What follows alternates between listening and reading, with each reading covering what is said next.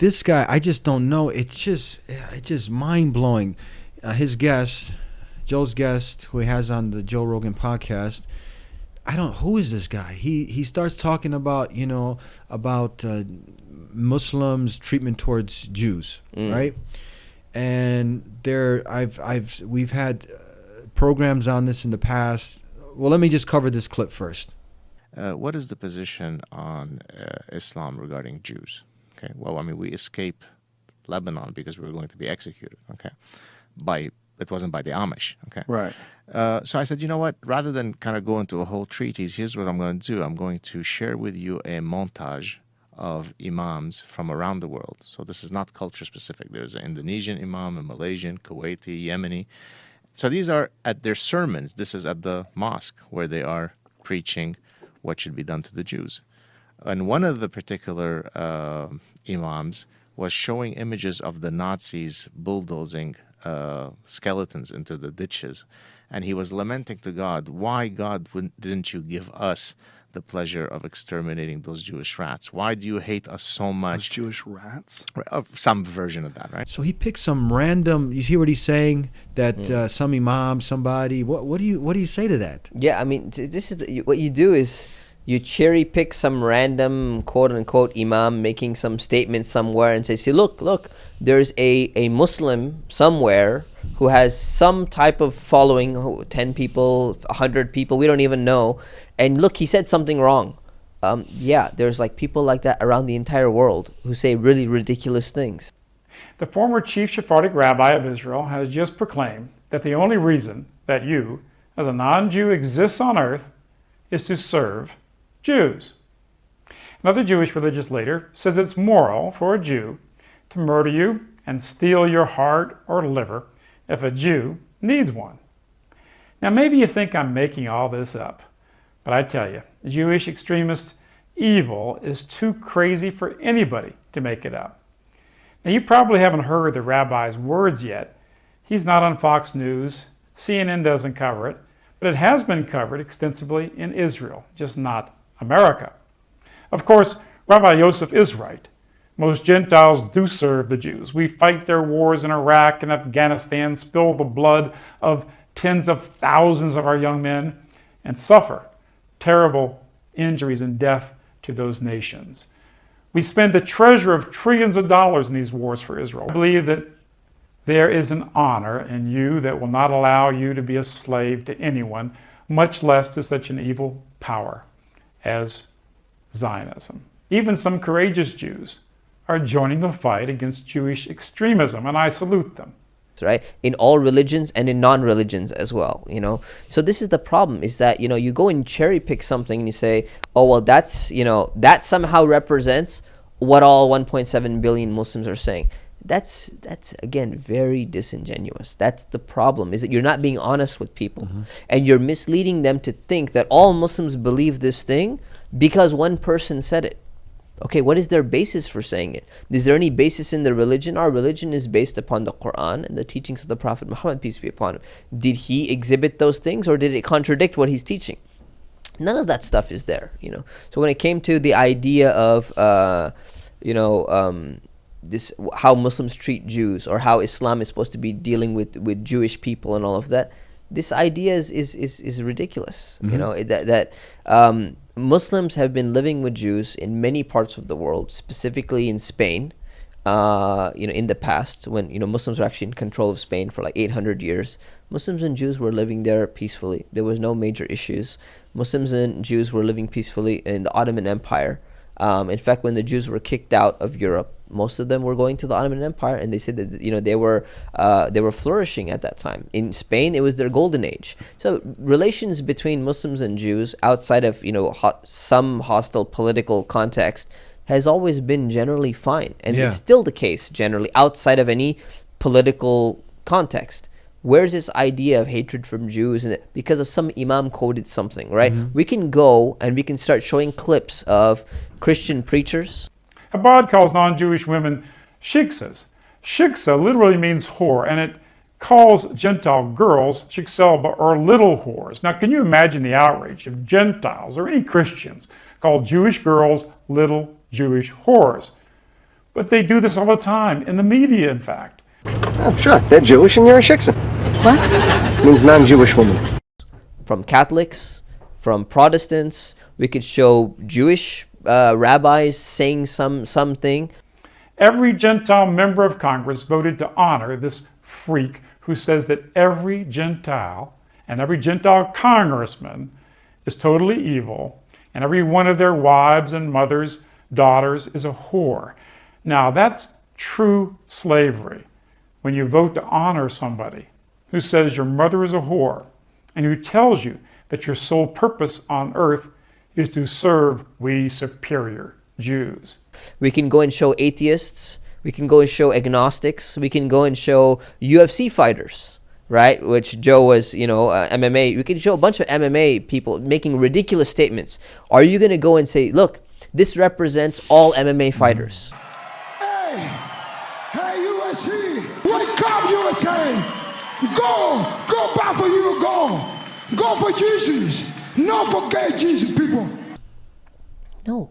Joe wouldn't think that. No one else would think that. So you don't do that. You don't go pick a few bad people, make their statements, and then say, well, see, this represents everyone, So now your audience is getting a picture portrayed to them like Muslims hate Jews, Islam teaches hatred of, Jews, and now that incites like these guys. And now you're hearing acid in the face, you're hearing female genital mutilation, honor kill. Man, I had a guest the other day. He said, I watched Fox News. I got my PhD thesis in what was it? In one area, I forgot what it was. And he said, it was making my blood pressure go up listening to, and I know the facts. Right. So imagine someone is listening to all this. People are generally good people, and you're dehumanizing them, and you don't have the facts. But when you facts check, if you look at, it's one thing us saying this, but when you have in the Jewish Chronicles, when you have academics, historians like this Jewish professor David Warrenstein, he wrote the JC essay, and he says Islam saved Jewry, the Jewish people. There's a great rabbi out there, Rabbi Singer, and he talks about the Jews had it better than in any other place, no better place than they were in the Muslim lands. Yeah. And I've studied all my life, the rabbinical school from A to Z. I come from the most traditional, what's called black hat world, okay? My father is a great teacher, a Rosh Hashiva. I come from the traditional world. We all have our nut jobs. We have crazy Jews, wackos, and we have crazy Christians, and we have crazy Muslims. We all have our nut jobs. Welcome to the show. And they're good people. They're so sweet. I mean, I'm talking to people I interact with. I'm not saying the head of ISIS is sweet. They're maniacs. ISIS came here to Jakarta to kill Muslims. I mean, they're wicked what they're doing. And they abuse these texts in the Quran and the Hadith in order to kill people and rape women and so on. And all majority of Muslims condemn this. But so I'm talking about people who are serious, who really care about God, who care about the truth, who recognize there's a problem. I'm talking to you. Everyone else, you don't have to listen to the show. Shut her off and go somewhere else. I don't mean that disrespectfully, but if you can't separate the two, then you're going to be in La La Land. But if I read other news, I'll think that all Muslims are a bunch of baby killers. So, and drive planes into buildings. Forget that garbage, okay? That's nonsense. Let's talk facts now. And this is why Jews got along with Muslims beautiful, not with Christians. My family was wiped out in the Holocaust. Wiped out. Just by luck, my great-grandfather came to America, went back, and my grandmother came when they were able to come, but everybody was wiped out in my family. I think 42 members of my family were wiped out by the Nazis. May they perish in hell. But those were all Christians. They weren't, and don't tell me the Nazis weren't Christians. Believe me, they had a belt buckle on the Waffen-SS, Gott mit uns, and whatever. I don't want to get into that point, but it did not happen in Islamic countries. Okay, the Holocaust did not happen in Islamic countries. It happened in Europe. Europeans directly or passively murdered the Jews, wiped out all of European Jewry. 1/3 of the Jews were wiped out between 1942 and 1945. But Jews were safe in the Arab. Now, with the whole thing in the Middle East, yes, there's problems now. But what do you want to do? You want to go throw gasoline on a fire?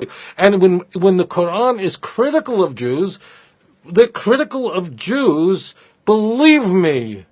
If you read Ezekiel and the criticism of Ezekiel to Jews who weren't keeping Torah, the criticism found in the Quran, Lahavdil, doesn't touch Ezekiel 23 or 16. It doesn't come close. The Jewish Bible is much more critical of the Jews. Any Muslim who really sincerely studies Judaism really studies it, not propaganda on some dumb website.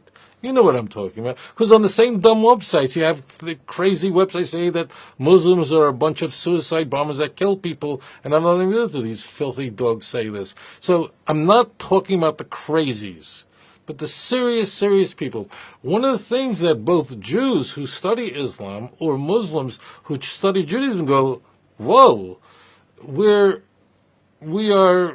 it's shocking how similar we are. We are not exactly the same. Let's get that clear. In the old days, before, the state of Israel and so on, there were crazies who persecuted Jews. But frankly, there is a reason why Jews in the Islamic world, whether it was in Yemen or in Morocco, did fabulous.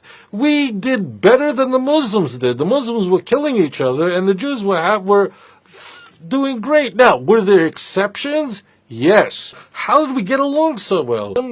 My friends, there is a reason why Jews and Muslims got along better in Yemen, got along better in Morocco, got along better in Egypt, got along better in Iraq than Muslims and Muslims did when they were unfortunately killing each other over what? Over primarily politics. Albania, how many did after the Holocaust, how many Jews were taken in by the Ottomans, by the Albanians, by the Muslims. You also have my good friend Miko Pilit, who's a strong advocate, because all this stems really for the theft of the Palestinians' land, right? This comes from that, but before this that, modern conflict. But you have Jews, my Jewish friends, Rabbi Weiss, who's been on the show.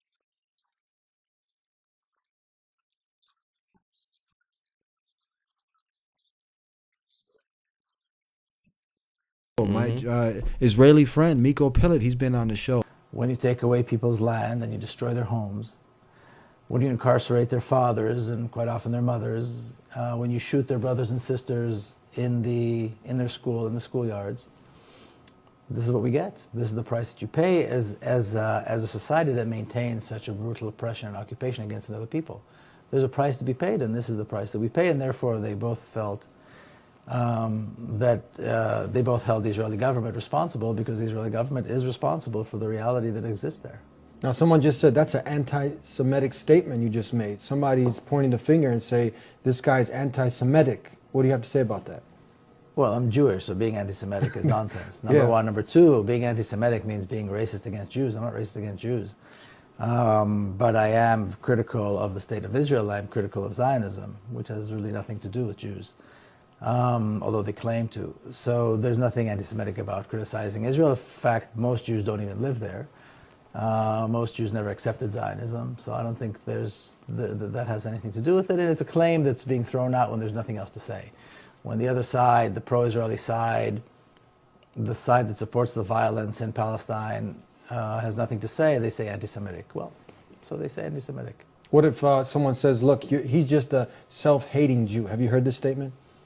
Yeah, well, I certainly don't hate myself, so that's nonsense. Yeah. And I don't hate anybody else. I think it's one of those things they throw at you when they've got no argument. And these people, they love Muslims. They get along. They tell the facts, a totally different story, an academic story. But what is this story? Yeah. This story that these guys, he's picked some rotten plum out here, and he, Exactly. yeah. Unfortunately. What is that? Is that genuine or disingenuous? What do you say? Absolutely. That's why it's important to have a variety of guests. Yeah. And have a variety of opinions. That's Yeah. the only way to arrive at the truth. Yeah. Let's move on. This is the